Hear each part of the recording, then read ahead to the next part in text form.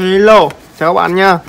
Hôm nay mình mua sale được một con Button mã là MK912 bàn phím nha.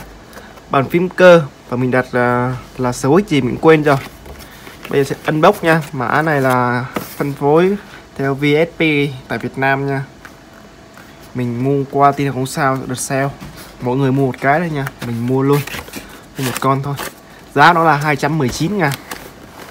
Bao bì rất đơn giản thôi. Mình gọn mở ra, không có phụ kiện gì cả nha. Rồi đây, phím này không có kê tay nha, là full nhựa nha bạn. Rẻ tiền quá, full nhựa luôn. Đằng sau á có một cái để gắp cây cáp nha, tặng.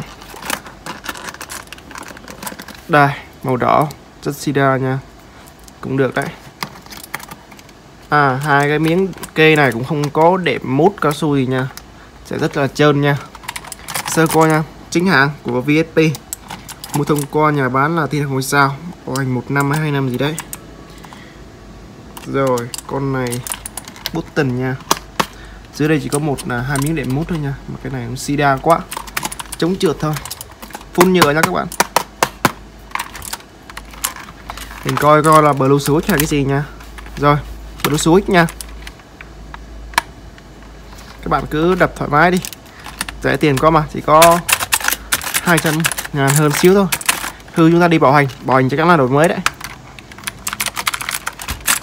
Full nhựa. Đây mình coi phím cách còn nó có switch khác nha. Không, phím cách bằng switch cũ là màu xanh, blue switch.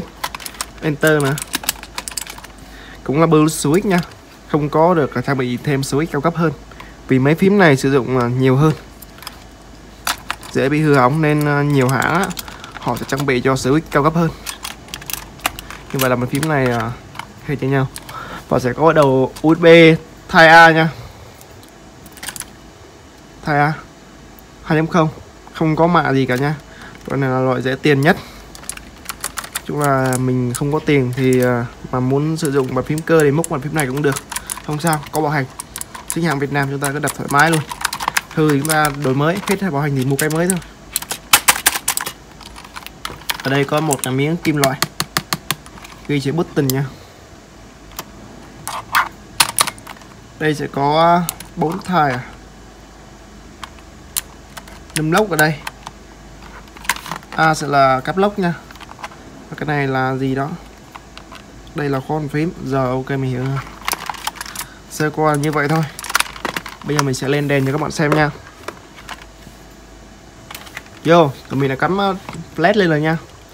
Cái này để mình xem có nhiều chế độ LED không nha. Mình sơ qua là như vậy. Khi các bạn có ánh sáng nhiều, mình sẽ test tất cả cái đây này nha. Đây, tắt tạm 2 đèn. Các bạn nhìn thấy rõ chưa? Rồi, bây giờ mình sẽ chỉnh chế độ LED nha. FN này và LED ở góc đây. Đây, có chế độ LED nha. 1 chế độ rồi, 2 chế độ rồi, 3 này, 4 này.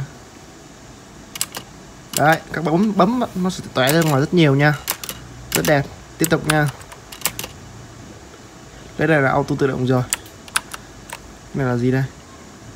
Này là mờ nhạt nha. Tóm lại thì mình thấy chỉ có khoảng 3-4 chế độ LED thôi, cũng không có nhiều gì khả quan lắm, cũng chỉ là đẹp nha. Có LED là được rồi. May nó không đứng im, nó vẫn chế độ chỉnh LED được nha. Ví dụ các bạn bấm như thế này, có chế độ này hay nhất này.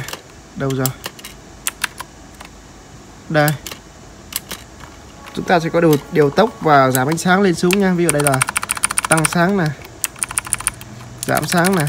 Đấy, hết sáng rồi nha. Mình không biết có điều tốc không, tức là tốc độ LED nhanh chậm ấy, mình không thấy có. Chắc là con này không có điều tốc nhanh chậm rồi. Đấy, bấm một phát nó sẽ sáng. Đây, rất là ngon nha. Vì mình không có cắm trên máy tính nên bấm cái này không hiệu quả nha. Rồi, đây, mở lại, không có hiện nha. Rồi, sơ qua như vậy.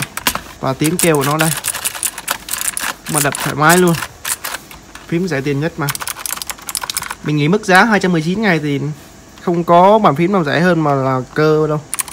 Toàn là bán cơ với lại bê tông cơ thôi nha. Rồi, ở trên cùng sẽ là màu trắng này, màu cam này, xanh lá này, màu đỏ này. Và đây là xanh biển này, và đây là màu tím này. Đấy, không có đổi màu nha. Rồi, cảm ơn các bạn đã xem video này nha. Mình sẽ để link ở mô tả. Nhưng mà bây giờ hết sale á thì sẽ không còn giá này nữa đâu nha. Các bạn có thể canh sale thôi. Cảm ơn.